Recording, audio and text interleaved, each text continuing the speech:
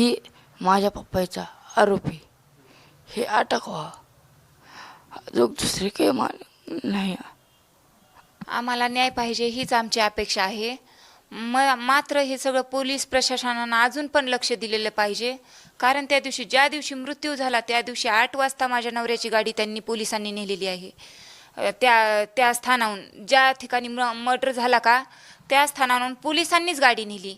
आणि सकाळी सकाळी आम्ही फिर्याद करून जर तुम्ही आरोपीला डायरेक्ट असं म्हणतात म्हणजे तुमच्यावर काहीतरी दबाव असेल, तुम्ही पैसे खेळले असतील कुणाचे, राजकारण म्हणलं की त्यांना संताप यायचा.